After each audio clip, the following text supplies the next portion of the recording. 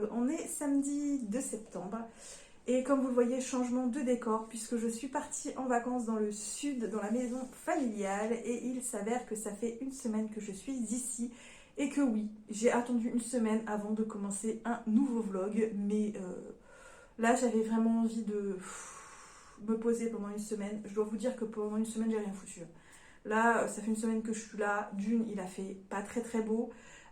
Il a plu une journée complète, mais vraiment des cordes. Ensuite, il y a eu beaucoup de vent pendant 2 grosses journées. Et ensuite, j'ai fait un petit peu de shopping, j'ai fait un petit peu de balade, mais je suis pas vraiment allée à la plage. Voilà, je n'ai pas vraiment profité cette semaine d'être à l'extérieur. En plus, il n'a pas fait très très beau et franchement, aller à la mer alors qu'il fait moche, c'est pas top. Alors j'aurais pu y aller pour promener mon chien, sauf que la plage, là où je vais, donc à Marseillan, est interdite aux chiens du 1er juillet au 31 août, et le 1er septembre, vous y êtes autorisé. Mais comme en plus il a fait pas très très beau, voilà, j'ai fait un peu le bras de mer, enfin la jetée qui est autorisée aux chiens, pas la mer, mais la jetée qui est autorisée aux chiens. Mais mis à part ça, j'ai pas fait de grosses balades, voilà, j'ai fait rien du tout, voilà, j'en ai profité du coup pour vraiment me déconnecter parce que voilà, j'avais pas envie, j'avais des vidéos à monter, finalement j'ai pas eu envie, des vidéos que j'avais filmées en avance et finalement j'ai pas spécifiquement eu envie ni de les monter, ni de les publier. Voilà, j'ai pas vraiment posté de photos sur mon compte Insta. En plus, j'ai une connexion à la maison qui est assez pourrie. Donc c'est un petit peu compliqué. Et voilà, du coup, j'en ai profité pour me poser. Voilà, me reposer et me poser. Et ça m'a fait un bien fou. Mais là, ça fait une semaine que je suis là. Donc je me suis dit qu'il était un petit peu temps de vous reprendre. Et puis, je pense que je ne ferai pas un vlog sur les 3 semaines. Voilà, je vais faire un vlog, ça va... Peu importe si je prends sur les 2 semaines, si je vous prends une fois de temps en temps, avec quelques rushs. Voilà. Là, j'ai vraiment envie juste de profiter de mes vacances. Là, ça faisait 6 mois que je n'avais pas pris une seule journée de congé. Ça faisait 6 mois, les gars. Donc j'étais, mais vraiment là, j'étais au bout de ma vie. Je peux vous dire que quand je suis partie du boulot, j'ai dit ciao les gars, je suis pas là pendant 3 semaines. Vous m'oubliez, je n'existe plus. Pour moi, vous n'existez plus non plus. Voilà. Donc là, ça fait une semaine. Sincèrement, je me sens déjà mieux. Je me sens déjà plus reposée. Je me sens plus énergique également. Donc voilà, bref, du coup, vous devez vous en douter, quand on est un aficionados du livre, évidemment, quand on part en vacances, on ne part pas sans livre. Et je ne suis pas partie sans livre, on est d'accord. Sachant que niveau livre papier, j'étais assez raisonnable, j'en ai pas trop pris parce que j'ai pas une valise comme dans Harry Potter où on peut mettre des tas de trucs, ou comme Mimi Mati qui a un petit sac à main et dedans elle peut y mettre une maison complète. Voilà, il a fallu que je fasse un choix. Donc il y a des livres que je voulais emmener, mais comme je les avais déjà en format électronique, je me suis dit que j'allais juste prendre le format électronique, comme ça me ferait gagner de la place. Et puis c'est des livres que j'ai du coup déjà lus, puisque comme cette semaine j'ai pas fait grand chose, j'ai lu beaucoup. D'ailleurs cette semaine je suis très surprise, pendant ma première semaine de congé, j'ai lu 3 livres, sachant que j'en ai lu 2 qui étaient 2 gros pavés et que j'ai terminé même avant, avant août. Je les ai terminés le 29 août. 29 ou 30 août. Donc un jour avant la fin du mois d'août. Donc que je n'inclurai pas évidemment dans le bilan du mois d'août, puisque j'avais tourné le bilan du mois d'août avant de partir en congé. Donc je les inclurai dans le mois de septembre. C'est pas grave, on va pas en faire tout un foin, mais je suis plutôt contente. Du coup, j'ai enchaîné 3 romans. Ça a été 2 bonnes lectures et la 3e a été une bonne déception par rapport aux précédentes lectures. Mais voilà, comme je venais d'enchaîner 2 bonnes lectures d'un auteur que je surkiffe complètement, évidemment, là, ça a été un petit peu une déception. Bref, on va déjà parler des livres que j'ai emmenés. On commence du coup par celui-ci qui est une énormissime erreur. Donc c'est le tome 11 de Mercy Thompson. Donc Le Souffle du Mal de Patricia Briggs aux éditions Milady. Quand je l'ai pris, j'ai pas vraiment fait attention et je me suis plantée. J'ai pris le tome 11 alors que j'aurais dû prendre le tome 12 puisque celui-ci, je l'ai déjà lu. Voilà, je suis un peu dégoûtée. Je suis un peu dégoûtée parce que j'avais vraiment envie de lire un Mercy Thompson pendant mes vacances, sachant que je les ai en format électronique. Sauf que Mercy Thompson et moi, on a une relation un petit peu particulière et quand il s'agit ne serait-ce que d'une première lecture, J'ai pas envie de le lire en format électronique. J'ai envie d'avoir le livre dans les mains et de tourner les pages. Voilà, je sais pas si ça vous fait cet effet, vous, pour certains romans, certaines sagas ou certains auteurs, où vous avez vraiment envie de les lire sous un format bien particulier, donc que ce soit en format électronique, en format audio ou en format papier, peu importe. Bah moi, ça me fait ça en tout cas. Moi, franchement, merci Thomson, quand c'est une première lecture du moins, euh, j'ai vraiment envie de le lire en format papier, donc je suis très déçue, je suis très dégoûtée. J'étais dégoûtée quand je me suis rendu compte que j'avais apporté le mauvais tome. J'étais là, mais qu'est-ce que t'as fait, Émilie? Mais qu'est-ce que t'as fait? Voilà, dégoûtée. Ouais, j'aurais dû emmener le tome 12 et j'ai emmené le tome 11, donc bah, voilà, un petit peu déçue, hein, mais bon, on fera avec. Ensuite, j'ai apporté celui-ci, qui est donc le deuxième et dernier tome de la saga des saisons des tempêtes. Donc ici, les saisons du chaos de El Cosimano aux éditions de Saxus, donc dans ce format relié. J'avais beaucoup aimé, c'était la saison des tempêtes ou la saison des orages, je ne sais plus, la saison des orages il me semble plutôt. Bref, j'avais beaucoup aimé le premier tome, qui se suffit à lui-même, hein. Si vous avez lu le premier tome et que vous n'avez pas envie de lire la suite, bah, vous ne prenez pas la tête, puisqu'il y a quand même une véritable fin au tome 1. Donc si vous avez envie de tenter cette saga, vous pouvez lire le tome 1 sans vous préoccuper d'avoir envie de lire le tome 2. Voilà. Si vous avez juste envie de lire le tome 1, c'est très largement suffisant. Je vous dis, il y a une vraie fin à l'intrigue et vous n'avez pas besoin de plonger dans le tome 2. Sauf que moi j'avais bien aimé et je vous avoue que là j'ai bien envie de replonger dans cet univers, j'ai bien envie de retrouver les personnages du premier tome, voilà, j'ai bien envie de voir ce qu'ils deviennent après leur réussite du premier tome. Donc voilà, rappel, ici on suit des saisons qui évidemment, chaque changement de saison, bah, la saison qui arrive doit tuer la saison précédente. Et c'est un cycle sans fin, sauf que Jack est l'hiver et il est tombé fou amoureux de Fleur qui est le printemps, sauf que Fleur, bah, tous les ans, doit le tuer. Donc ils ont très très peu d'interaction entre eux. Et puis en plus c'est une espèce de chasse. Et Jack décide qu'il en a un peu marre. Voilà, Jack décide qu'il en a un peu marre et qu'il veut changer les choses. Et va se suivre toute une aventure dans le tome 1. Et franchement, ouais, j'avais bien aimé. C'est pas ce à quoi je m'attendais au départ, mais finalement, j'avais quand même bien aimé. Et là, j'ai très très envie de voir ce qu'ils deviennent à la suite de ce qui s'est passé dans le tome 1. Et comme ça, bah, ça me fera une saga terminée si je le lis là pendant les vacances. J'espère ne pas trop tarder à le lire. J'ai également emmené le tome 1 du Pont des Tempêtes de Daniel L. Jensen aux éditions Brajlon, donc dans leur format relié. Donc celui-ci de base ne faisait pas partie de mes priorités, sauf que le tome 2 est prévu très très prochainement. Et j'ai envie de me faire un avis très rapidement sur le tome 1 pour savoir si je me prends le tome 2. Parce que si je me prends le tome 2, comme j'ai pris le tome 1 en format relié, je vais me prendre le tome 2 en format relié. Voilà. Donc autant que je me fasse très vite un avis sur le tome 1 pour vraiment savoir si je prends le tome 2 ou pas, et si je le prends en format relié ou si en format broché ça suffit. Voilà, on verra bien. Mais j'ai vu des avis soit qui ont adoré, soit qui n'ont pas du tout aimé. Moi, je vais voir, je vais voir. Bon, bref, ici, pour rappel, très rapidement, on est dans un univers.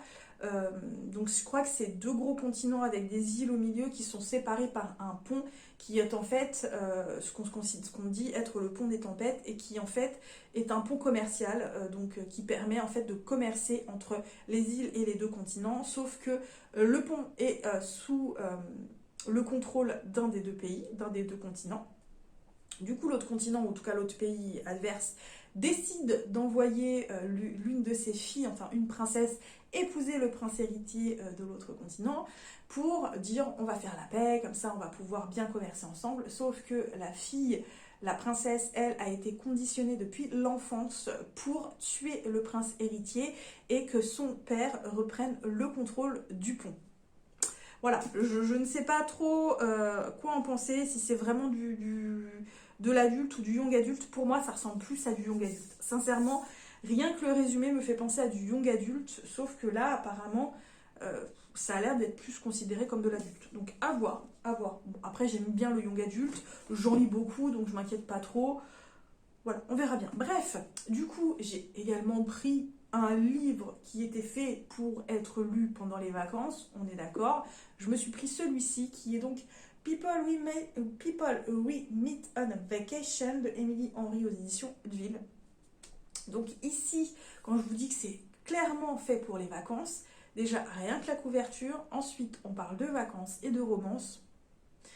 C'est le combo gagnant, hein, les gars. Bref, du coup, ici on suit Alex et Poppy qui n'ont absolument rien en commun et qui, malgré tout, partent en vacances tous les ans ensemble. Ils organisent tous les ans des départs en vacances. Voilà, ils n'ont pas beaucoup de contacts dans l'année, si je me souviens bien, mais tous les ans, ils partent en vacances ensemble, même s'ils n'ont absolument rien en commun, puisque Poppy, elle est extravagante, elle est sociable, elle aime voyager, elle aime rencontrer des gens. Or, Alex, lui, c'est tout le contraire. C'est quelqu'un de posé, qui est très casanier, qui part pas par Mons et par Vaux. Il a beaucoup moins de sociabilité que de la Poppy, mais bon, voilà, tous les deux s'entendent bien, partent en vacances tous les ans. Sauf que on sait que 2 ou 3 ans plus tôt, il me semble, il y a eu une situation un peu particulière et qui a eu des conséquences assez graves, puisque tous les deux ont perdu le contact et ne partent pratiquement plus en vacances ensemble. Je crois qu'ils ne partent plus du tout en vacances ensemble. Sauf que là, Poppy, elle a besoin de ses vacances, elle a besoin de se retrouver. Et elle va donc reprendre contact avec Alex, malgré le fait que ça fait des années qu'ils ont perdu vraiment cette tradition ensemble. Et elle va lui reproposer de partir avec elle en vacances et Alex va accepter. Ensuite, c'est de la romance, donc je m'inquiète pas trop à voir. Je l'ai vu pas mal passer, apparemment il est très sympa à lire. Donc c'est vraiment le livre qu'il fallait que j'emmène pour les vacances, hein. Et du coup, le dernier livre que j'ai emmené en format papier et qui est ma lecture en cours, c'est celui-ci. Il s'agit donc du premier projet secret de Brandon Sanderson, donc La tresse de la mer d'Emeraude aux éditions. J'ai lu donc dans leur format relié qui est juste trop beau. Pour l'instant, j'ai lu qu'une centaine de pages puisque je l'ai commencé aujourd'hui. Donc pour l'instant, je ne peux pas trop vous en dire. Je vous avoue quand même que j'ai eu un petit peu de mal à entrer dans ce roman parce que c'est une plume un petit peu particulière. C'est une plume qui fait penser un petit peu à une façon dont on raconte un conte. Voilà, ça fait un petit peu conte. Et je vous avoue que j'ai eu un peu de mal du coup avec cette plume qui n'était pas compliquée mais qui est loin de ce dont j'ai l'habitude. Donc il m'a fallu un petit temps d'adaptation. Donc j'ai eu un peu de mal à entrer dans l'histoire. J'ai eu un petit peu de mal à m'attacher à Tress, hein, puisque c'est le personnage qui s'appelle Tress. Enfin, Tress est son surnom. Tress, donc voilà. Mais ensuite, là, je fais une centaine de pages et ça y est, je suis à fond dedans. Je commence à apprécier cette lecture. Donc, rappel d'ici rapidement, encore une fois, on est dans un univers de fantasy. On suit Tress qui vit dans une petite île qui s'appelle l'île de Dagem, je ne sais plus, qui est plus un rocher que vraiment une île. C'est un petit îlot où c'est très compliqué de cultiver. C'est plus voilà, un rocher que vraiment une île où on y découvre des pierres précieuses et surtout du sel. Voilà, donc c'est très compliqué de cultiver. Les gens, pour la plupart, sont pas très riches. Sans compter qu'ils n'ont pas le droit de quitter l'île. Voilà, ils ont interdiction de quitter l'île par ordre du roi. Et donc il y a évidemment un duc, et ce duc a un fils qui s'appelle Charlie. Et clairement, Tress et Charlie ont de très amoureux sentiments. Voilà, ils sont très amoureux l'un de l'autre, même s'ils ne le disent pas vraiment. Ils en pincent l'un pour l'autre, hein. Clairement, ça plaît pas au duc qui décide que son fils, ayant atteint l'âge adulte, doit se marier avec une princesse et part avec le dit fils. Et pendant quelques mois, Tress va recevoir des lettres du jeune homme jusqu'au jour où plus du tout. Et elle va rapidement apprendre que malheureusement Charlie s'est fait enlever par une sorcière maléfique et que personne ne s'inquiète vraiment d'aller lui sauver les miches. Tress, elle, se dit puisque personne ne s'inquiète de lui, moi je l'aime et je veux le sauver, bah je vais y aller, je vais le sauver, puisque personne n'y va, bah moi je vais y aller. Voilà. Donc Tress décide d'aller le sauver. Je m'arrête là pour le résumer, puisque j'en suis qu'au tout début, et je préfère pas vous en dire plus. Mais pour l'instant, c'est très sympathique. Voilà, à voir, je vous en parlerai un petit peu plus, évidemment, quand je les aurai lus, en tout cas quand je l'aurai lu. Donc voilà, je m'arrête là pour le moment.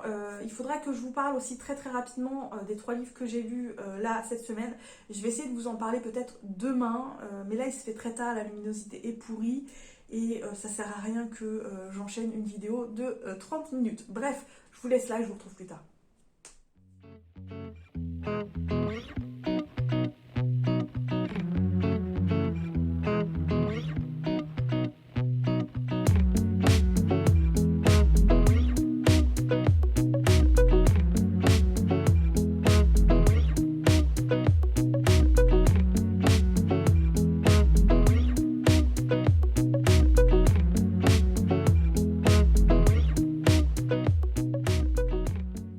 Salut tout le monde, on se retrouve, on est mardi 5 septembre. Oui, c'est ça, mardi 5 septembre, et je ne vous ai pas repris depuis fin de semaine dernière. Autant la semaine dernière, j'avais voulu profiter un petit peu et me reposer et ne pas penser connexion, internet, tout ça, tout ça.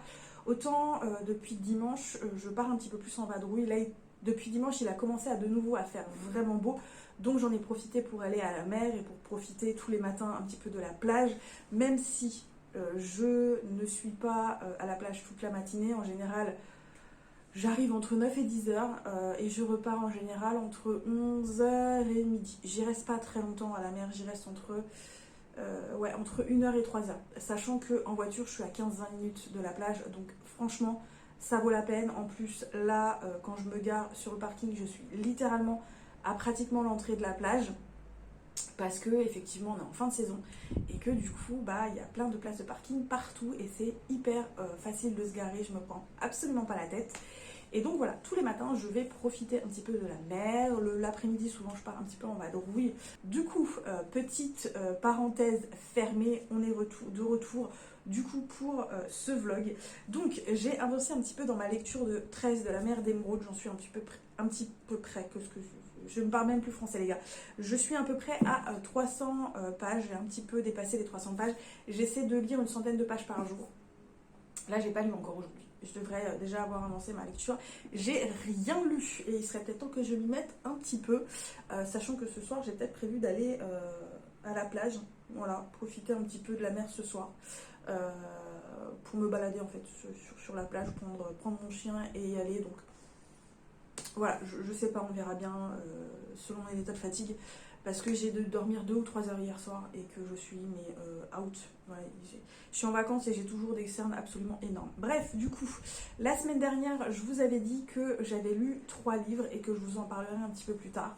Donc c'est parti, c'est le moment d'en parler. La semaine dernière, j'ai lu donc les tomes 1, donc ça c'est une rélecture du clan Bennett, donc le chant du loup, et j'ai lu le tome 2 tout de suite derrière qui est le chant du corbeau, donc dans Tigiclune, publié aux éditions Bookmark. Et par la suite, j'ai lu tout de suite derrière le deuxième et dernier tome d'une duologie qui s'appelle Entre deux bonnes mains, et je ne sais plus c'est quoi le titre du deuxième tome, et c'est de Victoria Lace il me semble, et c'est de l'autopublication pour le coup. Alors, je les ai enchaînés ces 3 livres, donc je les ai vraiment lus vraiment à la suite les uns des autres. Voilà, j'étais super fière de moi puisque les tomes 1 et 2 du clan Bennett, ce sont quand même des sacrés gros pavés qui font entre 600 et 800 pages les gars. Donc voilà, je les ai enchaînés. Donc on va très rapidement repasser sur le tome 1 du clan Bennett puisque c'est une seconde relecture.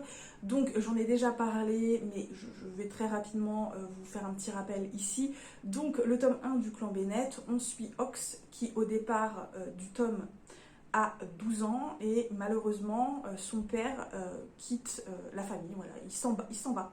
Il se barre, il les laisse, il se dit je me casse, je vous laisse vous démerder. Démerdez-vous, si vous êtes dans la merde, je m'en tamponne les gars, je vous abandonne comme des chiens au bord de la route.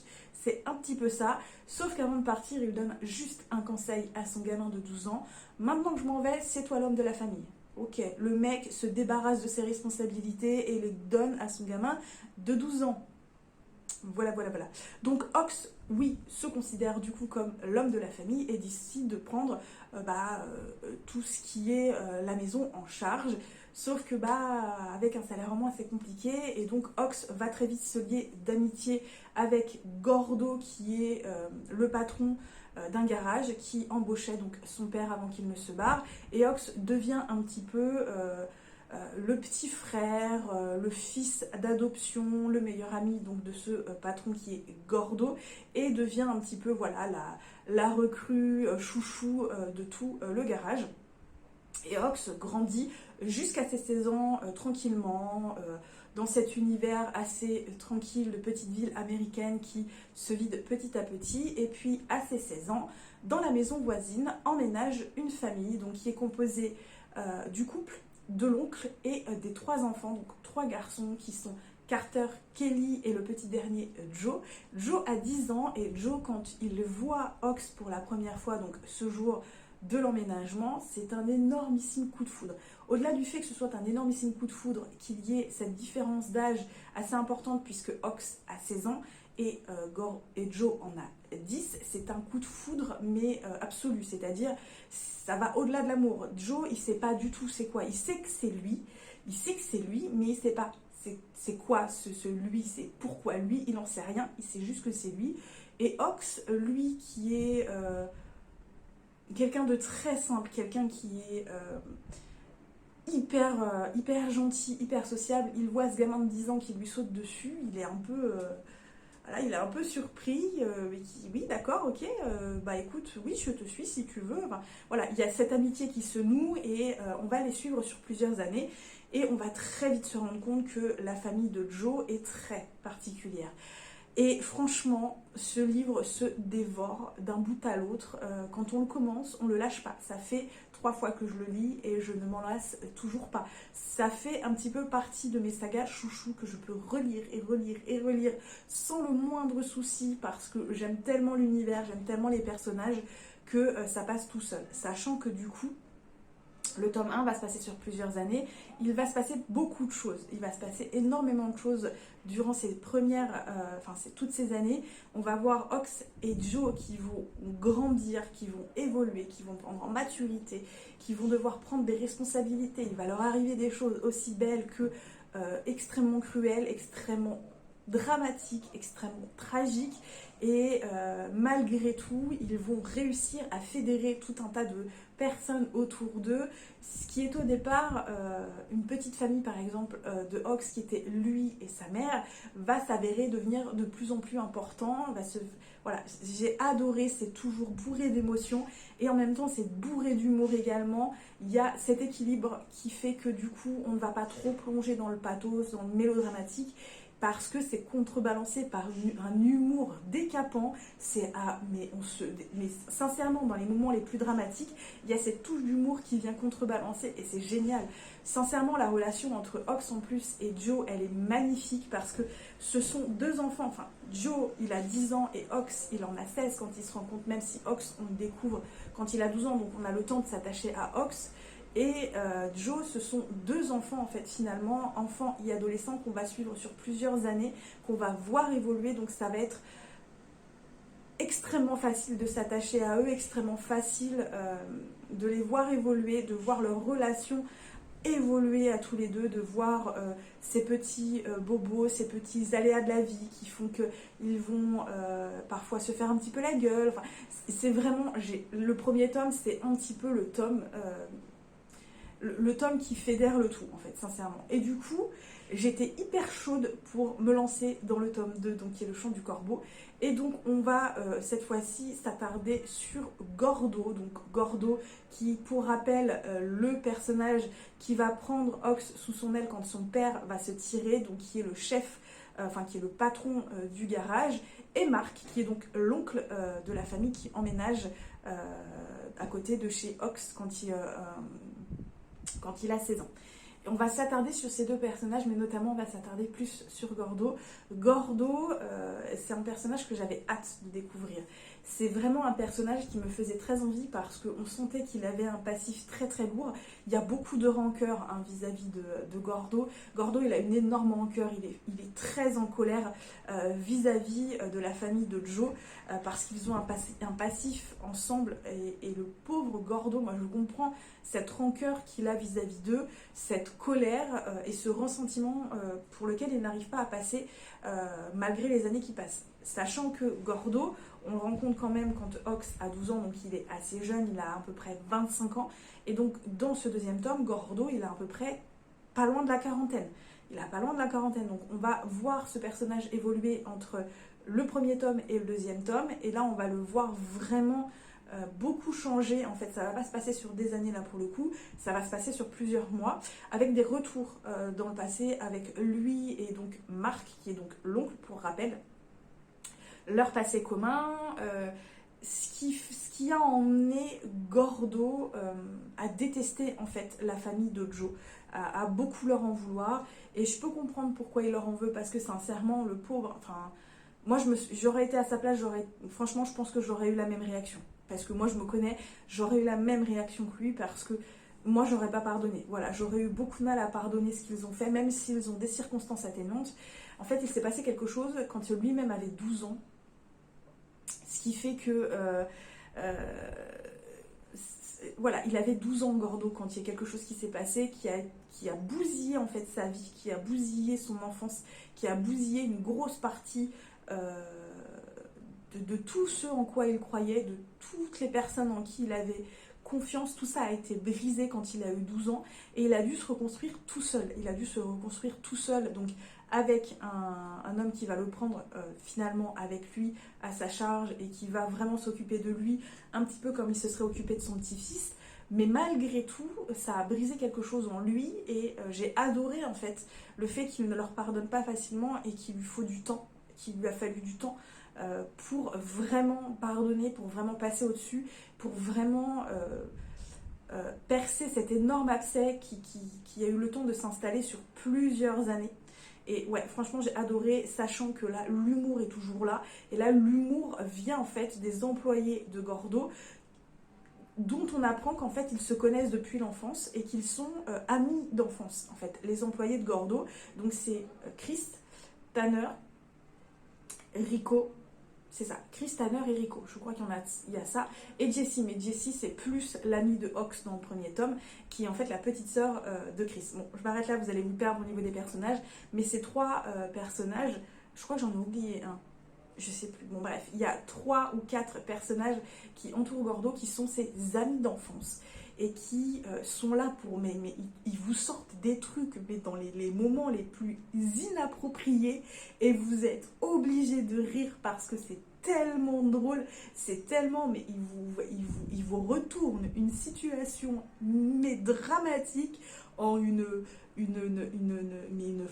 franche rigolade, et c'est mais à tomber par terre. Sincèrement, en plus, l'intrigue, parce que je ne vous ai pas encore parlé de l'intrigue démarre donc au premier tome, qui reste très superficielle, mais alors là, l'intrigue, quand elle démarre vraiment au deuxième tome, là, ça prend en ampleur, les gars, et voilà, voilà, l'intrigue, je préfère pas vous en parler plus. On parle magie, on parle complot, on parle de renversement de pouvoir, de vengeance, de destruction.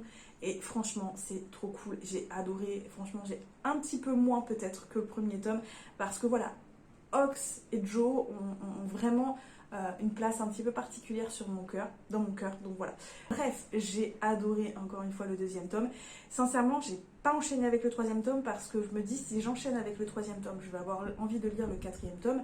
Sauf que le troisième tome, certes, je l'ai en format électronique, mais je n'ai pas le quatrième tome en format électronique. Or, je ne suis pas chez moi, donc je n'ai pas le tome 4 dans les mains. Et voilà, je vais attendre d'être de retour chez moi pour enchaîner le tome 3 et 4, parce que ça fait trop longtemps que j'ai trop envie de lire cette saga, et que je m'étais mis des pauses parce que j'avais un petit peu peur, je pense, au vu des pavés. Mais là, c'est bon, je peux enchaîner facile les 3e et 4e tomes. Donc je vais attendre d'être de retour chez moi pour pouvoir enchaîner les tomes suivants. Et du coup, je termine avec le second tome de Entre de bonnes mains de Victoria Lace en auto-publication. Et là, après avoir enchaîné deux très très bons romans, je tombe sur une déception. Voilà, mais c'est parce qu'en fait, voilà, la barre était très très haute, et forcément la suite qui m'est tombée dessus, c'était pas du tout le même niveau selon moi. Même si j'avais beaucoup aimé le premier tome, ça fait longtemps que je l'ai lu. Donc là, on va suivre un pompier qui est là pour éteindre un feu de forêt, et il va tomber sur un jeune homme et son bébé de 7 mois perdu dans les flammes, et donc il va les sauver, sauf qu'il s'avère très très rapidement que ce jeune homme et sa petite fille sont en fuite. Ils fuient un mafieux qui littéralement veut tuer le jeune homme et récupérer le bébé. Voilà, donc je m'arrête là, hein, sincèrement, pas besoin de ça, pas besoin d'en voir plus. Alors c'est une romance MM, encore une fois, et ça se lit bien, ça se lit vite, c'est agréable, la plume est fluide, mais sincèrement, j'ai pas trouvé ça absolument folichon. Voilà, j'ai pas trop adhéré à la romance, j'ai pas trop adhéré aux personnages, ils m'ont laissé froide. Voilà, ils m'ont laissé froide, ça va très vite, ça va très très vite au niveau de la romance. L'intrigue est assez superficielle, assez courue d'avance, on voit les choses arriver de loin. Il y a peut-être une chose que j'ai pas trop vu arriver, juste au moment où juste quelques pages où il va y avoir cette espèce de révélation. Là, je l'ai vu, mais dans l'ensemble, voilà, j'ai vu, je suis venue, j'ai vu, voilà, je suis repartie quoi. C'était sympa à lire malgré tout. J'ai passé un bon moment, c'était agréable, sans plus, du coup, sans plus. Mais bon, le truc, c'est que comme je vous dis, j'ai lu une lecture très facile, très simple, qui ne demandait pas beaucoup de réflexion. Tout de suite derrière, d'autres très très bons romans avec une plume absolument parfaite. Donc évidemment, le niveau n'étant pas le même, selon moi, toujours, bah forcément, bah, j'en suis un petit peu déçue. Hein, voilà, littéralement. Bref. Je vous laisse là pour le moment. Je vais continuer d'avancer dans ma lecture de 13 de la mer d'Émeraude, en tout cas un petit peu ce soir, enfin ce soir, cet après-midi, hein, parce qu'on est qu'en début, on est qu'en après-midi. Hein. Et puis je vous retrouve très vite pour vous en reparler. Voilà. Allez. Salut tout le monde, on se retrouve, on est lundi 11 septembre et ça fait un moment que je ne vous ai pas pris. Parce que j'ai eu pas mal de choses à faire, sachant que ce matin je suis partie également faire du shopping, notamment parce qu'il fallait absolument que je prenne des photos pour mon dossier de carte d'identité, puisque je dois renouveler ma carte d'identité, puisqu'elle n'est plus valide depuis le dernier jour du mois d'août, donc là elle n'est plus valable. Normalement en France elle est encore valable pendant 5 ans, mais sincèrement j'ai pas envie d'attendre 5 ans, j'ai pas envie de... Voilà, là elle est plus valide, elle a été à renouveler, donc je la renouvelle, comme ça ce sera fait, c'est très bien. Donc je rentre de vacances vendredi puisque je dois déposer le dossier samedi. Bref, du coup, ce matin, je suis passée à Hyper U hein, pour faire le photomaton. Et comme c'est un Hyper U, ils ont une grosse partie librairie. De base, je voulais aller à la librairie quand même en me disant oh, j'ai bien envie de faire un tour en librairie, j'aime bien faire des tours en librairie. Mais là, du coup, je vais pas y aller parce que j'ai craqué pour des livres. J'en ai pas acheté beaucoup, mais j'en ai déjà acheté, sachant que j'ai déjà acheté pas mal de trucs pour ramener. Le coffre est pas extensible, hein, donc va vraiment falloir que je sais pas. Je vais jouer sûrement à Tetris quand je vais devoir remplir la voiture. Mais bon, on verra bien à ce moment-là. Du coup, j'ai craqué pour 3 romans. J'ai craqué premièrement pour un roman qui n'était pas prévu du tout au programme que j'ai vu. J'ai lu les premières pages, je me suis dit oh ça a l'air sympa, vas-y, c'est plutôt bien écrit, prends-le. Du coup, je me suis pris, puis c'est un pavé en fait quand on regarde, je me suis pris ce roman qui s'appelle donc Lovers de Florie C aux éditions HarperCollins. Et en gros ici c'est un Roméo et Juliette contemporain et c'est une histoire d'amour entre 2 hommes. Ça s'est déjà vu, hein, des réécritures de romans de Roméo et Juliette, contemporains, hétéros, homo, lesbiens. Mais là, je sais pas, je me suis dit, oh, j'aime bien le style. Voilà, j'aime bien, ça a l'air assez sympa, ça a l'air assez fluide. Le personnage que j'ai lu, puisque c'est un personnage qui s'appelle Lior et l'autre qui s'appelle Daël. Donc le premier chapitre c'était Lior. Donc c'est un personnage qui avait l'air assez sympa. Je me suis dit, bon, allez, vas-y, prends-le. Donc à voir, on verra bien. Sachant quand même que le livre est un pavé. Il fait que je vous dise pas de bêtises, 855 pages. Il y a de quoi faire. C'est un énormissime pavé. C'était pas prévu au programme, mais du coup, je l'ai quand même pris. J'en ai pris un autre qui était prévu au programme. Je l'avais trouvé dans aucune librairie et j'avais l'intention de le commander sur Lyreca ou sur Amazon, plus sur Lyreca parce que c'est des formats poche et que Amazon a tendance à beaucoup abîmer les livres quand il les prépare, quand il les envoie. Et Lyreca, c'est vraiment le soin apporté. Donc voilà, j'ai hésité. Finalement, là, je l'ai trouvé donc à Hyper U. Il s'agit du premier tome du chaos des dragons, donc le fléau des rois de Jen Lyon aux éditions Bragelonne. Il y a le grand format. J'avais hésité en grand format, qui est une très belle édition, très sobre, puisque c'était du doré sur du blanc. Mais je vous avoue que je préfère complètement la version poche avec ce dragon là, avec ses ailes dorées sur du fond noir et le titre argenté. Je kiffe complètement la couverture. Et donc ici, en gros, on suit un homme et une démone qui vont se raconter une histoire, donc celle d'un fils de ménestrel devenu malgré lui l'héritier d'un prince, celle d'un dragon qui a défié un démon sanguinaire, charmé un dragon par son chant, fait d'un ordre secret d'assassins sa famille et échappé au magicien le plus puissant du monde. Déjà, rien que ça, ça me donnait trop envie, donc j'ai même pas lu la suite du résumé derrière. Donc il était prévu, il était dans ma wish, mais là du coup je l'ai trouvé, j'ai craqué et je me suis dit ça prend pas trop de place dans la valise, quoique lui aussi c'est un pavé absolument énormissime, puisqu'il doit pas faire loin de 900 pages il me semble. Hein. C'est ça, 890 pages. Voilà, le truc était aussi un énormissime pavé. Et celui-ci était également prévu au programme. De base, je l'avais même précommandé.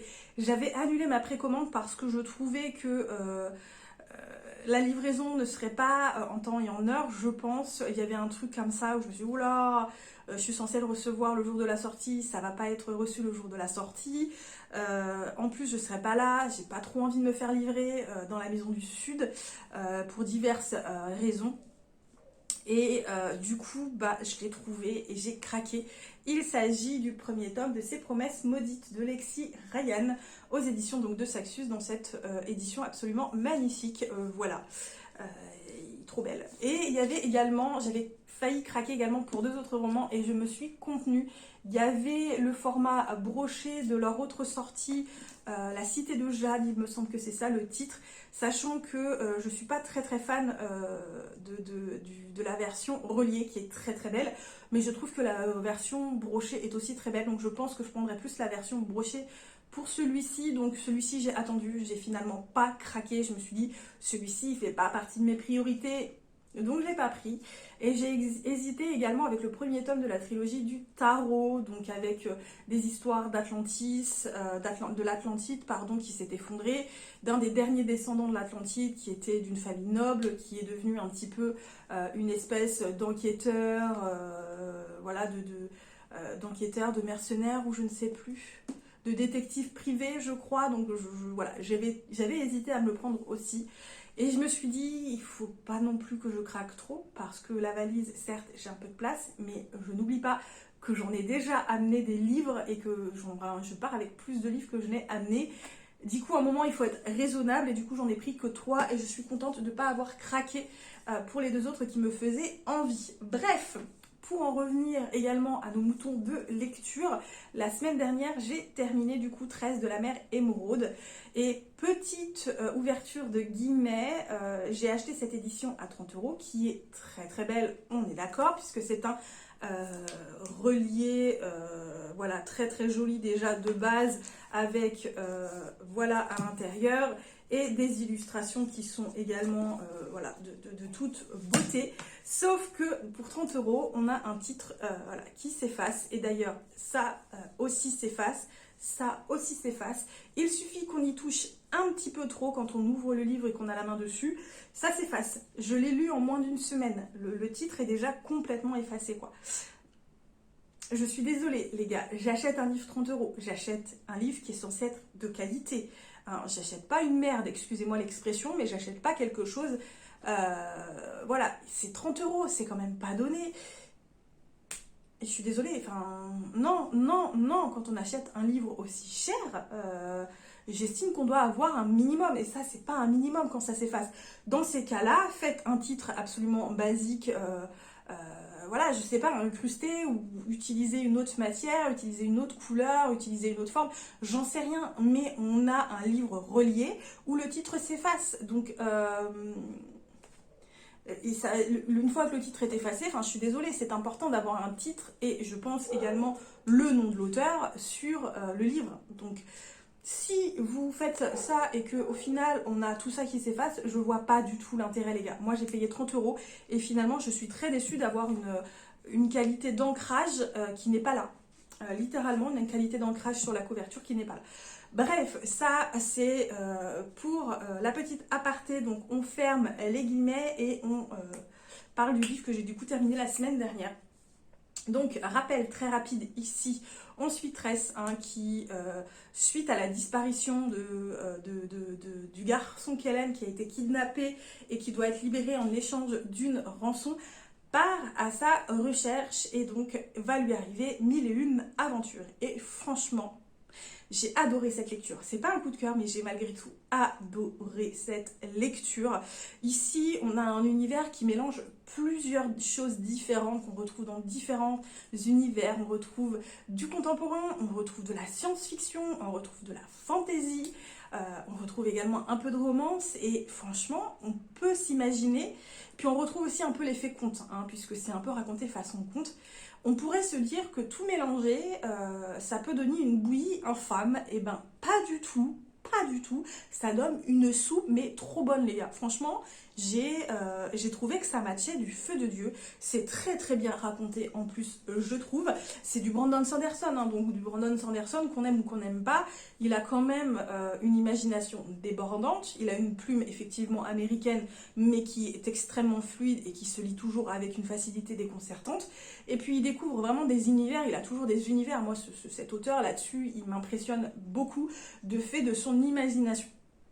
Donc ici, on suit Tress qui part à l'aventure. Donc au début, Tress est une jeune femme qui peu à peu sort de l'adolescence. Elle rentre très doucement dans l'âge adulte. Mais n'oublions pas que Tress a grandi sur une île qui est plus un îlot de rochers noirs où il se passe pas grand chose, où les gens n'ont pas le droit de s'en aller. Donc en gros, ils naissent sur l'île, ils meurent sur l'île, même partir en vacances.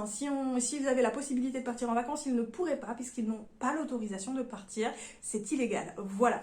Donc Tress ne connaît rien du tout au monde qui l'entoure quand elle part à la recherche du coup du garçon qu'elle aime qui s'appelle Charlie. Et on va la voir évoluer tout au long du roman, on va la voir grandir tout en restant elle-même. Et on va la voir prendre en assurance, on va voir que c'est une jeune femme qui est extrêmement intelligente, qui est extrêmement maligne, qui a de la suite dans les idées, qui s'adapte aux situations vraiment presque trop facilement entre guillemets, mais on voit bien que ça paraît si facile quand on regarde de l'extérieur, mais pour elle c'est pas évident non plus. J'ai adoré les personnages qui entourent du coup Tress, qu'on va apprendre à connaître et à aimer également. J'ai adoré voilà le set quête pour sauver en fait, si vous voulez, le jeune homme qu'elle aime. C'est un petit peu le prince charmant qui va sauver la princesse, sauf que là c'est l'inverse, puisque finalement c'est la princesse qui va sauver le prince charmant. Donc j'ai bien aimé cet inversement des rôles et j'ai bien aimé également les personnages qui entourent Tress. J'ai adoré l'ambiance de cet univers, j'ai adoré l'originalité de l'univers, puisqu'ici on parle de mer émeraude, mais c'est pas une mer faite d'eau. Je vous laisse découvrir c'est fait de quoi, parce que c'est hyper original. C'est vraiment, j'ai adoré l'originalité du texte est absolument parfaite. Les personnages, on s'y attache très très très facilement. C'est des personnages en plus qui sont loin des clichés finalement, puisque Charlie, qui est censé être ce héros, voilà, il voudrait être un héros, mais finalement, voilà, c'est des personnages qui sont vraiment loin des clichés. En plus, Charlie, c'est un jeune homme qui, je trouve, a une relation extrêmement saine avec Tress. Voilà, ils partent dans une relation extrêmement saine, je trouve. Charlie, c'est un jeune homme, on aimerait avoir des jeunes hommes un peu comme ça plus souvent. Sincèrement, je pense qu'on aimerait en rencontrer plus souvent des comme ça. Parce que c'est un petit peu le jeune homme parfait pour les jeunes filles d'aujourd'hui, qui a du respect vis-à-vis de la femme, qui a du respect vis-à-vis d'autrui, qui ne se sent pas investi d'une mission, qui n'est pas là en train de dire il faut que je fasse ci pour être un homme. Voilà, c'est pareil, lui-même, il n'est jamais sorti entre guillemets de son île, donc il a été élevé pour être d'une certaine façon, de se comporter d'une certaine façon, Et lui, clairement, c'est pas quelque chose qui lui convient, c'est pas quelque chose qui lui plaît, il veut pas. Il se sent pas être ce chevalier, voilà. Et j'ai trouvé que c'était très très très bien foutu. J'ai adoré vraiment parce qu'on a une véritable évolution des personnages, j'ai adoré l'univers, j'ai adoré les relations qui se nouent entre les personnages, j'ai adoré les personnages aussi également secondaires. Maintenant, j'ai eu juste un petit peu de mal par moment avec la narration, puisqu'ici c'est un narrateur qui va nous raconter l'histoire, mais c'est un narrateur qui prend part à l'histoire, et c'est un narrateur qui nous raconte vraiment à nous, qui nous dit bonjour, voilà, je vous raconte l'histoire de machin, alors elle est machin, elle est comme ça, elle part à l'aventure, mais moi je vous dis, elle aurait dû faire, et puis je l'ai suivie pendant un temps, moi j'aurais fait ci, moi je les connais depuis, voilà, je les ai suivis pendant des années, donc voilà. Mais parfois, ils s'immiscent en fait dans une situation ou dans une discussion qui, au départ, me perturbait un peu parce que je ne voyais pas pourquoi il s'en mêlait. Vu que moi, au départ, je pensais malgré tout que c'était quelqu'un d'extérieur à l'histoire, et ben pas du tout. Mais ça, on l'apprend au fur et à mesure. Donc, ça m'a moins perturbée sur le long, mais je vous avoue qu'au départ, il y avait des moments où ça me perturbait un petit peu, de me dire, mais qu'est-ce qu'il fait là, lui, pourquoi il s'invite dans l'histoire, je comprends pas trop. Finalement, c'est la seule chose qui m'a un petit peu perturbée. C'est pas un coup de cœur malgré tout, mais franchement, j'ai beaucoup aimé cette histoire, et j'ai hâte de lire le second projet en fait de Brandon Sanderson, puisque je l'ai lu en date de sortie. Donc le second projet, je ne sais plus c'est quoi, c'est avec cet homme qui se retrouve dans un autre monde et qui ne sait même plus qui il est. Voilà, bref, je pose le livre parce qu'il est lourd là. Il commence à peser, hein. C'est les projets de Brandon Sanderson, les projets secrets, les livres sont lourds, hein, quand même. Bref, j'ai également commencé la semaine dernière le premier tome du Pont des Tempêtes. Donc là, j'ai posé la jaquette à côté parce que j'ai pas envie de l'abîmer plus qu'elle ne l'est déjà. Donc je l'ai enlevé et posé. Mais je vous avoue que je suis à 62 pages depuis la semaine dernière et je ne l'ai pas repris depuis. Parce que, alors attention, je ne dis pas que j'aime pas, c'est pas du tout le cas, mais je me rends compte que c'est pas le livre que j'ai envie de lire maintenant. Je voulais le lire avant la sortie du tome 2. Et je pense que je ne vais pas avoir envie en fait de le lire avant la sortie du tome 2. Je voulais précommander le tome 2 en fonction de ce que j'avais pensé du tome 1. Mais comme j'ai pas du tout envie de le lire, bah j'ai précommandé le tome 2 au final. Je l'ai quand même précommandé. Tant pis, c'est pas grave. Je l'ai précommandé évidemment en hardback, puisque je l'ai en hardback. Et si ça me plaît pas, bah je les revendrai, hein, tant pis, hein, c'est pas grave. Mais pour l'instant, j'aime bien. Je trouve que la plume est fluide. J'aime bien le personnage d'Arène et de sa sœur Anna. J'ai un peu plus de difficultés avec Lara pour l'instant, qui je trouve ne se pose pas beaucoup de questions. Alors que clairement, dès le départ, je pense qu'elle aurait pu s'en poser, puisque on la retrouve au début de l'histoire, Lara avec toutes ses sœurs, qui a été entraînée pendant 10 ans, ou 15 ans, je ne sais plus. 15 ans, pendant 15 ans, elle a été formée, elle a été entraînée pour en fait renverser le royaume voisin qui a le contrôle du pont, qui en fait, ce pont permet le commerce entre les deux gros continents et les îles qui traversent le pont. Donc en fait, ce sont ceux qui ont les îles qui contrôlent le pont, donc qui est le royaume de je ne sais plus quoi, Itikana. Je sais plus c'est quoi Itikana. Oui, c'est ça, Itikana, il me semble. Et donc pendant des années, on a dit à Lara, ce sont des pourris, ils affament notre peuple, et patati et patata. Sauf qu'au début de la scène, je vous spoile pas, hein, c'est vraiment le premier chapitre, le roi tue toutes les filles qu'il n'a pas décidé d'envoyer au royaume voisin, puisque un traité ordonne au roi d'envoyer une de ses filles se marier donc au prince héritier qui est devenu roi entre-temps. Et il décide de tuer les 11 filles, les serviteurs, les gardes, tout le monde. Voilà. Et lui, et elle, Lara, ne se pose pas une seule question vis-à-vis de ça, en se disant, il y a quand même un problème. Enfin, je veux dire, même si c'est quelque chose qu'on lui a monté au cerveau pour dire, c'est pour sauver le peuple, et patati, et patata, elle se pose pas plus de questions de savoir, mais gars, pourquoi tu tues tout le monde? T'es pas obligé de tuer tout le monde pour pouvoir sauver notre peuple, quoi. Même si elle lui trouve, oui, il faut pas qu'il y ait de témoins, patati, patata. Je pense qu'elle aurait pu se poser des questions. Je pense qu'elle aurait pu se poser des questions, mais bon, comme elle vivait isolée, voilà, on lui a monté le ciboulot. Donc, voilà, pour l'instant, j'en suis qu'au début, et je vous avoue, ouais, j'ai pas envie de le lire, en fait. C'est pas ce qui me branche pour le moment. c'est pas ce que j'ai envie de lire. Donc, à voir ce que je vais lire par la suite, parce que là, pour l'instant, voilà. Voilà. Bref, je vous tiens depuis pratiquement 25 minutes, les gars. Donc, je vous laisse là et je vous retrouve plus tard.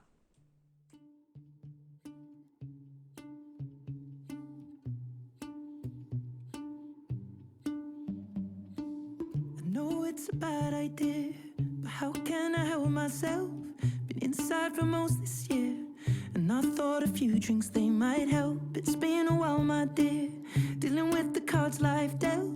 I'm still holding back these tears, well, my friends are somewhere else. I pictured this year a little bit different when it hit February. A step in the bar, it hit me so hard. Oh, how can it be this heavy? Every song reminds me you're gone, and I feel the lump form in my throat, 'cause I'm here alone, just dancing with my eyes closed. 'Cause everywhere I look, I still see you. Time is moving so slow. Salut tout le monde, on se retrouve, on est mercredi 13 septembre et je vous prends pour clôturer le vlog puisque pour rappel je repars vendredi chez moi et donc évidemment demain ça va être un petit peu compliqué de vous prendre puisque j'aurai pas mal de choses à faire. Vendredi, je vais être toute la journée sur la route et ce week-end, ça va être aussi un petit peu compliqué, sachant que samedi, j'ai déjà rendez-vous à la mairie, puis j'ai des courses à faire, j'ai du ménage à faire en rentrant chez moi. Voilà. Et dimanche, je pense que je vais me reposer un petit peu. J'ai prévu de vous filmer 2 vidéos. Est-ce que je vais avoir le courage? Je ne dis pas ça, mais je vais essayer, on verra bien. Et je pense que, sincèrement, j'aurai pas le courage de vous clôturer le vlog. Donc ce week-end, et au lieu d'attendre encore 3 semaines pour vous clôturer le vlog, je préfère vous le clôturer maintenant. Je pense que j'en reprendrai un pour ma reprise de travail, ou au moins une semaine après. Enfin bref, je pense que je reprendrai un prochain vlog. Mais du coup, celui-ci, je préfère le clôturer aujourd'hui, comme ça, au moins, ce sera fait au moment où je partirai. Et ce sera fait, voilà, je n'aurai pas ça à penser à mon retour de congé. Bref. Petit aparté, si vous entendez du bruit, c'est normal. Il fait très chaud et du coup j'ai allumé le ventilo malgré le fait que j'ai fermé les volets et la fenêtre. Il fait encore très chaud même si vous voyez la lumière dans le couloir. J'ai pas fermé le volet non plus dans le couloir parce qu'après il fait noir et voilà, il fait beau et j'ai quand même envie de profiter encore un peu du beau temps. Du coup, pour en revenir à nos moutons, je ne sais plus ce que je dis, pardon. Je vous avais dit que j'avais abandonné ma lecture du Pont des Tempêtes. Quand je dis abandonné, c'est mis en pause. J'ai pas beaucoup avancé, donc voilà, j'ai de quoi faire encore. Et en fait, je me rends compte que c'est parce que c'est clairement pas le genre de livre que j'avais envie de lire pendant mes vacances. Voilà, j'avais envie de quelque chose de plus simple. J'avais envie de quelque chose qui part pas dans de grandes aventures. Voilà, j'avais pas envie de redémarrer une énorme aventure pendant mes vacances. J'avais plus envie de lecture doudou, de lecture facile, de lecture qui ne me prennent pas la tête. Surtout de la romance, évidemment, puisque ça a été beaucoup de romances que j'ai lues pendant mes vacances. Et des lectures qui soient faciles. 13 de la mer émeraude, c'est une lecture facile. En plus, c'est une histoire qui se terminait en un tome. Donc c'était parfait, voilà. C'était vraiment le genre de lecture qu'il me fallait. Et le Pont des Tempêtes, absolument pas. Vraiment, je me rends compte que c'est vraiment pas le genre de roman que j'avais envie de lire pendant mes vacances. Et c'est pour ça que je n'arrivais pas à rentrer dedans, même si je trouve la plume hyper fluide. Du peu que j'en ai lu, j'aime beaucoup. Sincèrement, j'aime beaucoup. Sauf Lara qui m'exaspère un petit peu. Comme je vous avais dit, il me semble. Mais du coup, comme j'en ai lu un petit peu et que je pense que ça va vraiment me plaire, j'ai quand même précommandé le tome 2. Ça, je vous l'avais dit aussi, il me semble. Bref, du coup, entre-temps, j'ai repris une lecture hier. C'est ça, je l'ai commencé hier. Qui est en fait, encore une fois, une lecture en format électronique. Et petit aparté supplémentaire. Pendant ces vacances, finalement, je n'ai lu pratiquement que des formats électroniques. J'ai ramené 4 livres, j'en ai lu qu'un seul et tout le reste, c'est des formats électroniques. Puisque du coup, pendant mes 3 semaines, j'ai lu 4 formats électroniques. Et je vous avoue que lire en format électronique pendant mes vacances m'a un petit peu réconciliée avec ma liseuse. Puisque vous le savez, j'arrête pas de vous répéter depuis des années que moi, mon support préféré, c'est le format papier et que j'ai un mal de chien avec la liseuse. Et c'est vrai, de base, j'ai un mal fou avec la liseuse, je n'arrive pas à lire en format électronique. Et là, si, là, c'est passé tout seul. Et du coup, je me suis réconciliée avec ce format-là qui vraiment m'exaspérait, me rébutait depuis un nombre d'années assez important. Là, j'étais à fond dans mes lectures, malgré le fait que ce soit du support électronique. Et finalement, je pense que je lirai un petit peu plus en format électronique parce qu'il y a ce côté pratique, notamment je trouve quand le livre est très gros, qu'il pèse son poids et qu'on n'a pas forcément envie de le mettre dans son sac à dos parce que d'une, plus c'est lourd, plus c'est grand, plus ça a tendance à s'abîmer. Et puis ça pèse dans le dos, sachant que moi, vous le savez, je vais au travail, pas avec un sac à main, mais avec un sac à dos parce que je fais beaucoup de choses et qu'un sac à main, juste sur une épaule, c'est très très lourd. Du coup, je vais avec un sac à dos, donc mettre du poids en plus dans son sac à dos, c'est bon les gars, moi j'ai ma dose. Du coup, je pense que je lirai un petit peu plus, évidemment, en format électronique, mais attention, hein, pour moi, le format papier reste mon format de prédilection, mais effectivement, je me suis réconciliée avec le format électronique, je pense, et c'est un bon point au final. Bref, du coup, pour en revenir à nos moutons, comme je vous disais, j'ai entamé une nouvelle lecture qui est le premier tome des Bad Boys de Blueberry, c'est ça Non, de Whatberry, c'est ça, Whatberry. Et donc, c'est le premier tome, Désir incontrôlé, et j'ai également le format papier, puisque c'est un MM et c'est publié aux éditions Bookmark. Par contre, là, sur le coup, je n'ai plus le nom de l'autrice. Je pense que vous l'aurez là quand je vous mettrai la miniature. Alors, il faut savoir qu'aux éditions Bookmark, quand vous commandez sur leur site internet, si vous commandez les formats papier et qu'ils ont les formats électroniques, vous avez les formats électroniques qui sont offerts et franchement, c'est hyper pratique. C'est hyper pratique parce que quand vous avez besoin de lire un livre mais que vous n'avez pas envie d'avoir le support papier pour X ou Y raison, ici notamment, exemple concret, je suis partie en vacances et je ne pouvais pas emmener ma bibliothèque complète. Voilà, donc le format électronique remplace très bien le format papier. Donc ici, on est dans de la romance MM contemporaine et j'en suis un petit peu à 50% à peu près. Je dis un petit peu, mais non, à peu près à 50%. Attendez, je vous dis ça, je sais plus. Ouais, j'en suis à 48%, il y a 204 pages, donc j'ai bien avancé depuis hier soir où je l'ai entamé. J'espère pouvoir le terminer demain avant de partir, mais c'est pas encore garanti.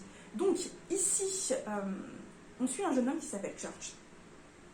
Church, quand on le rencontre, il sort de prison et il est transféré dans un centre de réinsertion, donc à ses 18 ans. Il a pété un plomb, Church, il a beaucoup de mal à gérer sa colère et quand il pète les plombs à cause de sa colère, les gens ont tendance à se faire tabasser par lui. C'est bien pour ça qu'il a fini en tôle, le pauvre. Donc il y a passé un an, c'est ça, un an jusqu'à sa majorité pour finir en centre de réinsertion, pour évidemment repartir sur de bonnes bases et ne pas retomber dans la délinquance une fois qu'il sortira de prison. Le problème, c'est qu'au moment de sortir de prison à ses 22 ans, enfin de son centre de réinsertion à 22 ans, il était censé être hébergé par un jeune homme qui s'appelle Nick, sauf que Nick ne va pas pouvoir l'héberger au final et lui se retrouve un petit peu le bec dans l'eau parce qu'il ne sera autorisé à sortir de ce centre de réinsertion que s'il trouve quelqu'un pour l'héberger et quelqu'un qui a une bonne influence, qui n'a pas de casier judiciaire, tout ça. Et donc Church se voit dans l'obligation d'appeler une ancienne connaissance qui s'appelle Miller. Miller qu'il avait recueilli quand il était adolescent et qu'il volait des trucs pour subsister. Et on sait que tous les deux ont eu une très très grosse altercation et on ne sait pas trop le pourquoi du comment au moment du début du roman. Je ne vous en parle pas plus pour l'instant. Et va démarrer entre deux une cohabitation un petit peu compliquée puisque évidemment plusieurs années se sont passées et malgré tout il faut mettre de côté ses appréhensions, de côté ses rancœurs et essayer de repartir sur de bonnes bases. Pas besoin d'en savoir plus pour le résumer. Sincèrement, j'aime bien. J'ai eu un peu de mal au départ parce que les personnages ne me hypaient pas de fou. Mais j'ai fini par rentrer assez facilement dans la lecture et c'est une lecture assez sympathique. Là, on commence à avoir une intrigue qui est en train de se développer puisque le pauvre Church vient de se mettre dans une mouise, c'est pas possible. Le pauvre, c'est même pas de sa faute, il y est pour rien, il n'a rien demandé à personne. Il s'est juste retrouvé là au mauvais endroit, au mauvais moment et il se retrouve dans une merde absolument phénoménale et c'est un petit peu compliqué pour lui. Et à côté, on a Miller qui est clairement très très mal dans sa peau. Donc il y a déjà une différence d'âge entre eux puisque on sait que Church a 15 ans quand il a rencontré Miller. Miller était déjà un adulte. Miller, il va avoir entre 20 et 25 ans, je pense, à peu près. Donc il y a quand même, je dirais, 5-10 ans d'écart entre les deux. Ça n'a pas l'air d'être un gros problème actuellement dans l'intrigue, le fait qu'ils aient autant d'années d'écart. ça me pose un petit peu un problème parce que là où j'en suis, on connaît l'altercation qui a fait que Miller et Church ont coupé un petit peu les ponts par la force des choses. Je trouve qu'on n'a pas mis assez l'accent sur cette différence d'âge et sur le fait que des choses n'auraient pas dû se passer. Alors attention, j'accuse pas Miller d'avoir détourné un gamin parce que c'est absolument pas le cas du tout, mais vraiment pas, hein. C'est pas du tout le cas, mais je pense qu'on devrait mettre un petit peu plus le point dessus, puisque quand même dans l'histoire, il s'est passé quelque chose quand Church avait 16 ans avec Miller, et malheureusement, je pense pas qu'on le voit un petit peu plus dans la suite du roman, parce que ça n'a pas l'air d'être la priorité de l'autrice. Je pense qu'on aurait dû mettre un petit peu plus le point dessus, malgré tout. Bref, Church est un personnage que je trouve hyper intéressant, parce que c'est un personnage qui a une enfance très compliquée, c'est un personnage qui a vécu dans une famille d'une violence assez extrême, hein, puisque il a un père qui a beaucoup violenté sa mère, il a un père qui l'a violenté lui, qui est très violent, qui déteste son fils et qui lui a bien fait comprendre. Et c'est un jeune homme qui, malgré tout, malgré ce départ très compliqué, il essaie réellement d'être une personne bien, il essaie réellement de bien se comporter. Et on lui répète régulièrement qu'il n'est pas son père. Donc en fait, l'éducation de son père est restée dans sa mémoire et ça a un véritable impact en fait sur sa vie présente et sur son avenir, puisque du coup, lui, il estime que de toute façon, il n'arrivera pas vraiment à s'élever dans la société, hein. Clairement, il dit que il est né dans trop de mauvaises conditions, il a fait trop de merde dans sa jeunesse et que de toute façon, ça restera collé à sa peau. Voilà, mais c'est un personnage qui évolue, c'est un personnage qui évolue bien. Et c'est un personnage qui a du mal parce que clairement, il a un énormissime crush pour Miller et il essaie littéralement de vivre avec ça et de passer au-dessus de ça, de se comporter comme un adulte raisonnable. Et je trouve que c'est vraiment un personnage intéressant. Alors, je suis désolée si vous entendez du bruit, il y a les jeunes dehors et en fait, devant la maison, il y a une espèce de muret très très large qui est en fait un ancien bâtiment qui a été effondré et ils ont gardé un petit peu les bases pour en faire une espèce de déco dans le patelin. Et c'est un petit peu le lieu de rendez-vous des jeunes et des adolescents. Et c'est un petit peu compliqué parfois. Il y a beaucoup de bruit. Bref, concernant Miller, comme je vous disais, j'ai un petit peu plus de mal avec lui. Miller est dans le déni. C'est pas le problème en fait qui me concerne. Miller, c'est même pas qu'il est dans le déni, c'est le fait qu'il fuit en fait. C'est un personnage qui fuit ses responsabilités sur certains côtés, donc il dit qu'il doit être responsable, mais il fuit les discussions, il veut blesser personne, donc il ne dit rien de ce qu'il pense. C'est un personnage qui refuse catégoriquement certaines choses venant de lui, ou venant de ses rêves, ou de ses envies. Il est obtus sur ce côté-là et il m'exaspère. C'est un personnage qui m'exaspère parce que je pense que c'est un personnage quand même qui a une certaine expérience. Il est mature, enfin il est censé être mature, puisque je pense qu'au niveau du roman, il a la trentaine à peu près, je dirais. Ouais, 28-30 ans à peu près, on ne connaît pas son âge, mais je dirais la trentaine. Et malgré tout, je pense qu'il a, par moment, il a un comportement qui frise un peu l'enfantin par moment. L'enfantin dans le sens où il n'est pas capable de prendre ses responsabilités, de prendre son courage à deux mains et de dire ce dont il a envie, ce dont il a besoin. Et c'est exaspérant. Sincèrement, sur le long, c'est exaspérant parce qu'on se dit, merde, c'est un adulte. Il devrait quand même essayer de parler, mais non, il garde tout en lui. Le mec, il veut pas en parler. Le mec, il reste dans sa souffrance, hein, clairement, parce que le mec n'est pas bien dans sa peau, le mec est malheureux. Il le dit pas parce que... non, il le dit pas, voilà. Lui, il dit pas qu'il y a quelque chose qui lui convient pas, qu'il voudrait faire autre chose pour améliorer la société. Non, il suit parce que, voilà, on lui dit qu'il faut faire ça et il y va. Donc voilà, c'est un personnage qui me donne beaucoup plus de mal. Maintenant, la relation qui se développe entre les personnages est compliquée. Elle est compliquée puisque autant Church s'assume malgré les problèmes, malgré son passé, malgré que ce soit toujours compliqué de se construire avec, on va dire, son bagage émotionnel et son bagage d'expérience de la vie. Et c'est compliqué parce qu'il y a Miller à côté qui lui est dans un déni total et qui refuse de parler de ses envies, de ses désirs et qui préfère se complaire dans sa souffrance. Voilà. Donc leur relation est compliquée. Elle commence à évoluer et je trouve que c'est une bonne évolution par rapport à tout ce qui se passe entre les deux, par rapport au passif des deux personnages, par rapport aux expériences et par rapport à ce qui est en train de leur arriver. Voilà, donc pour l'instant j'aime bien, c'est pas non plus le meilleur roman pour l'instant que j'ai lu, mais j'aime beaucoup ma lecture malgré le fait que Miller m'exaspère profondément. Mais maintenant c'est à voir pour que je le termine et que je vous en reparle un petit peu plus tard. Voilà, bref, je pense que j'en ai terminé du coup pour ce vlog et je vais vous laisser là pour le coup. J'espère que vous m'avez, que ce vlog vous a quand même malgré tout plu, même si j'ai pas fait trop de rush. Et je vais vous souhaiter comme toujours de très bonnes lectures. À très bientôt pour une nouvelle vidéo et surtout prenez bien soin de vous.